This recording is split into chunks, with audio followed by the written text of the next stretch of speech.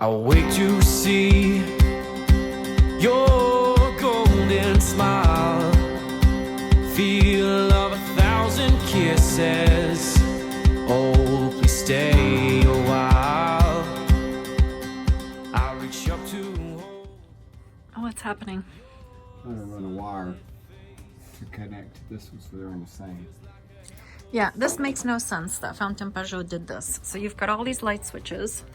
This one is the main white one that I don't like because it lights up underneath the cabinets and it shows every piece of dust. But these three here are ridiculous. This one only turns on one light. So when you're cooking in the galley, you can't see anything. And then this one turns on just these two lights, which again makes no sense. And then the top one does all the ones back there, and then it does this one in the galley, which makes no sense. So we're trying to figure out a way that we can turn both of those in the galley on with one switch so I can cook. So what's happening? The wires, it's You want to turn that light off? You don't mind? you don't want to electrocute yourself? So what's happening? There's no way. As you can tell, this is not coming off. It's stick-a-flex all the way down. Yeah. So there's no way to. And there's a lip. There's a lip right here. This thing goes down like that. Yeah. Okay. This is as far as I can get this in there, right there. All right. Okay. Which is, I'm that far. There's no way. This, I can run the wire all the way and it goes all the way to the end out there. Yeah. And if I want to run it over here, there's nothing, there's no way to get back to this again because it's, like I said, it's stick-a-flex down. Stick-a-flex, Stick-a-flex, whatever it is, it's all glued down, okay? Yeah. There's nowhere for it to, I was going to see if I can run this wire this way and maybe come out over here behind that thing. Fun times. How are you coming along? It's not easy running it. A boat job, not easy? Hard to imagine. So where did you run it through? Up there? Down there and up, there and over. Wow. Well, I haven't heard any more bad words coming out of your mouth, so you must know what you're doing now. I guess. So since he couldn't reach the wires, you can see a little bit of a damage there where he pried it open and got the live wire from that bulb to stick out. And then he was able to reach the live wire for this one. And then he just used a whole new wire, completely new, and tied it onto that light and then ran it up there. Oh, I'm not tall enough to reach, but it's through there. He put it as far back and deep as possible so it wouldn't be visible, but you can see a little bit right here. And then he ran it all the way back there and tied it onto that light. Pausing my Rosetta Stone lesson for the day to see how the lights are working. All right, all the wires are put away. Can I touch buttons? Nothing's gonna blow up? All right, so this was over the kitchen and it was just one light right there. So now, ta-da! We have two lights. Ba, ba, ba. I can see when I cook. There's nothing here on, which is good because that would be wasteful. So now it's just these two, which means that the top button is now going to be the three in the back, the three right along the window. Let's see. Pa-pa. Yeah, these don't make any sense because they're not, this must drive you nuts. They have two on one side and one on the other. It's not even, which for Donovan is like scratching on a blackboard in a teacher's classroom. Awesome. All right. Can I make us an omelet now for lunch since it's like 2 o'clock in the afternoon? All right. I will use my new kitchen lights to cook.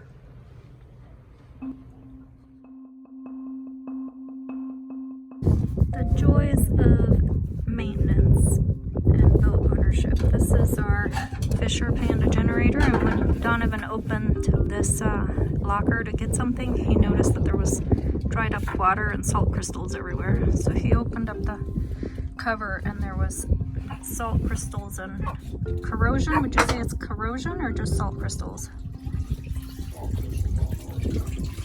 All over the inside. Well, the bottom, but Now it is sparkly clean. You could eat off of it. What, Zoe? We're right here. So it's nice and clean now, but if we turn it on, we're scared it's going to start spraying from wherever it was coming from. We need to figure out where the water was leaking in from. So it could be the impeller, the lip sealer, lip seal, or something else.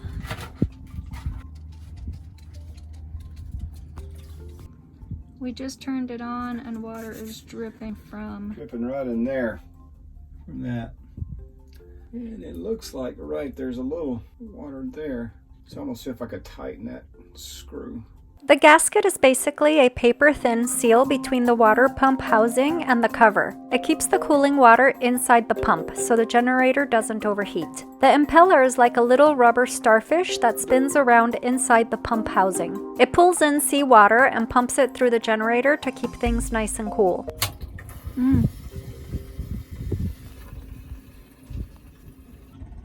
Where's the air coming out?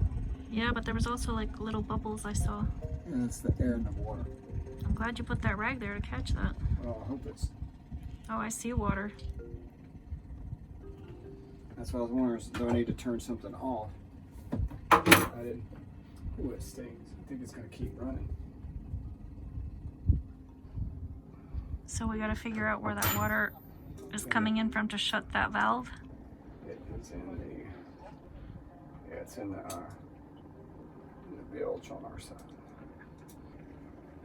It stinks. It's seawater, isn't it?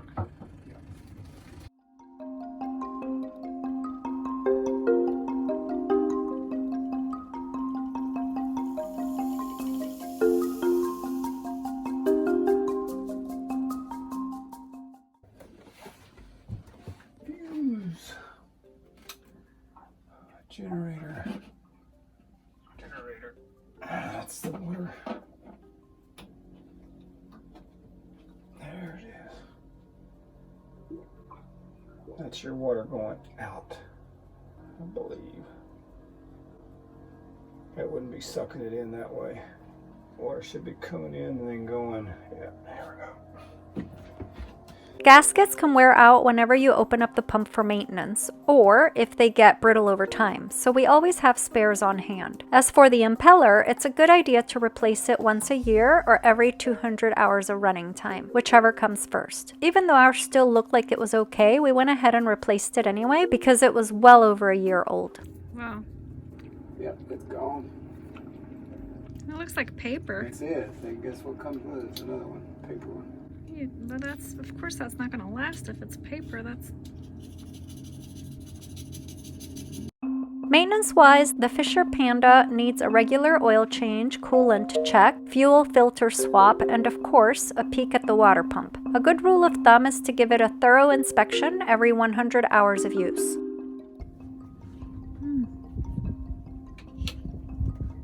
Is that the impeller you're taking out?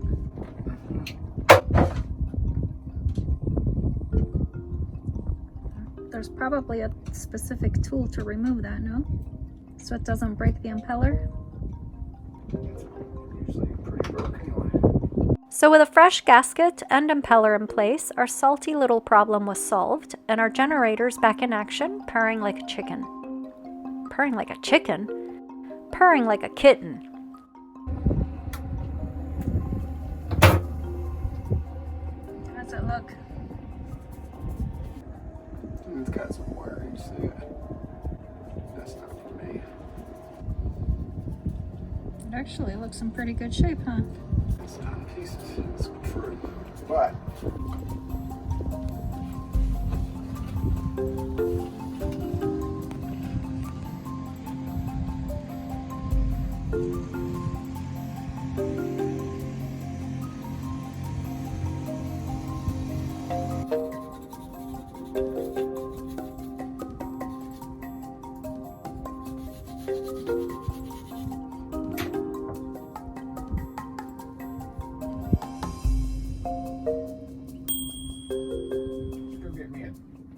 Okay, so we're cleaning, you're cleaning, doing maintenance on the winches? yeah.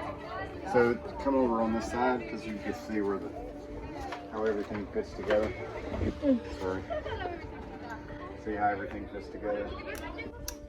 I got to take that out, and I got to put it back the same way. That's why I was wanting you to watch it, because I took this pin out, which takes this out, but I can't get those out. So I'm assuming I have to take this one off first. But I want you to get down in there so you can see how it is. Looks like there's a smaller one in there that's probably connected to that one there. So. Okay. All right, start. Let's talk about our Lewmar winches. These are the muscle behind the sails, and we use them when hoisting or trimming our sails. We have 6 winches in total, of which 2 are electric and 4 are not, so we use a winch handle to manually turn those other 4. One of our 2 electric winches is at the helm, and we use it for the mainsail. Our second electric winch is at the rear of the cockpit, and we use it to pull our very heavy OC tender dinghy up out of the water. Get that one out. After a while, winches get a bit gunky with salt, grime, and the occasional old blob of grease from who knows when. So today we're giving them a spa treatment. Full disassembly, cleaning, and a fresh coat of marine grade grease to keep them spinning like a dream. Alright, so there's got to be a way to get that out, love. Taking apart a Lewmar winch isn't as scary as it sounds. You just need to be patient, keep track of all the little parts, and it is best to take video or photos before you start so you know how it all gets put back together. Both the manual and the electric winches have pins holding down the gears on each side of the winch. On our manual winches, the pins lift up and out and the gears slide right out, but on the electric winches, we found out both pins also slide up and out, but then only one of the gears slides out. It won't just slide out like the other side? Try just the top half. Try that. Let me see if I could. They put way too much grease in there. It's like there's almost something in the middle holding it. That goes into the motor. I'll hit that button. Now, we'll find out how to get it out. Probably watch a video. You probably need to unscrew all those things and just lift it up. Almost got it out.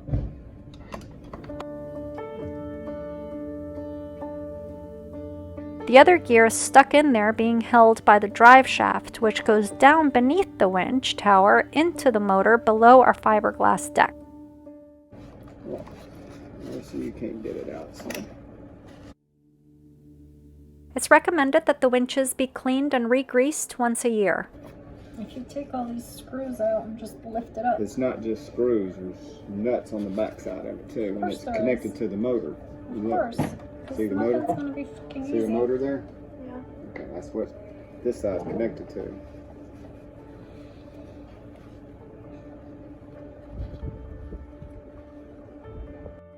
So in order to get that second gear out, we actually have to remove the whole tower off the fiberglass deck. Basically, take the entire thing apart, which I let Donovan complete because I was once again bored.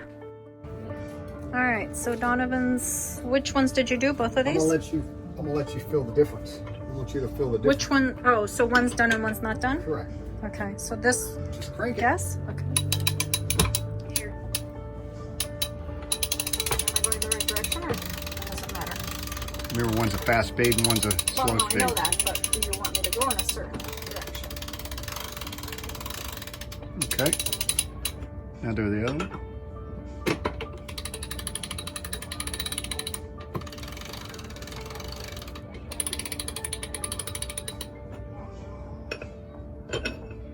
Well, you're putting me on the spot. I mean, I think this one feels softer, but they're... This is the one that's done. This one's freshly oiled. It is? Yep. Let's see. I know it's gonna screw. Listen, hear it? How quiet it is? Yeah. Now do the other one that way. Well, this one's... You asked me which one feels better. You didn't ask me which one's louder. This one's definitely louder. Right, because all the grit and stuff is in there. But as far as the feeling... This one's smoother. It's smoother because it's oiled, I'm telling you. Okay.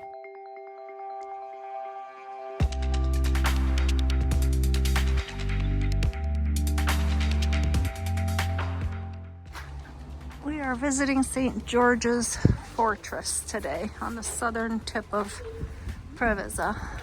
At first glance, it might seem like just another abandoned structure adorned with graffiti and nature's reclaiming touch.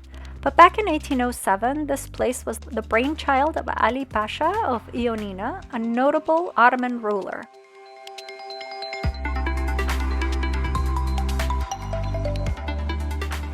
He enlisted French military engineers, including Colonel Frédéric François Guillaume de Vaudancourt, to design this fortification.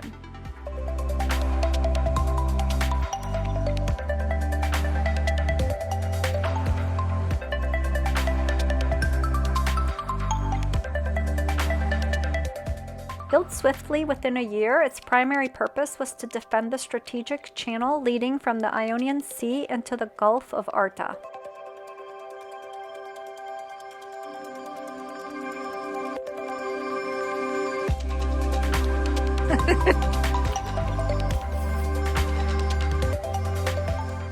Hello! Oh.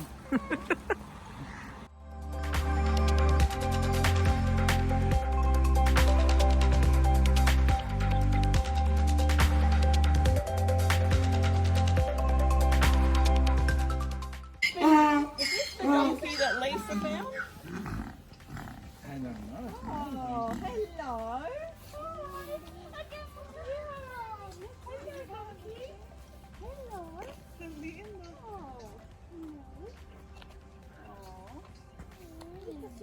Guys scared me to death. Dijo así como, oye, estoy aquí estoy. No te van a pasar. Oh. Okay. Wait, in this. Oh, he's following. Yeah. Hello. Oh. I'll get you.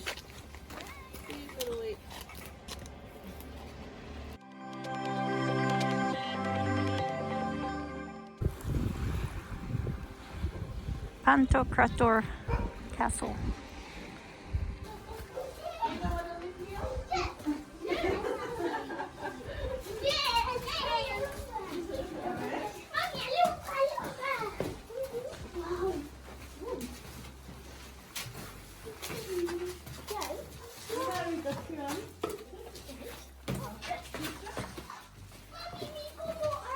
Just down the road, we stumbled upon Pantokrator Castle, another of Ali Pasha's 1807 projects.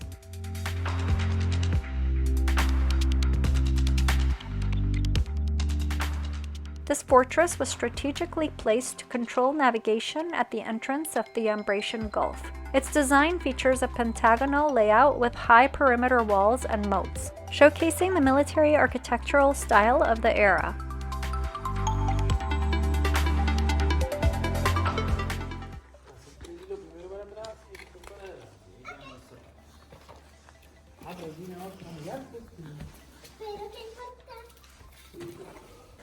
Wow!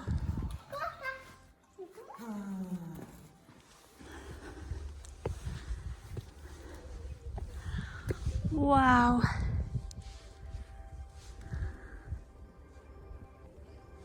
Wow. Despite their historical significance, both fortresses now offer a serene escape from the hustle and bustle.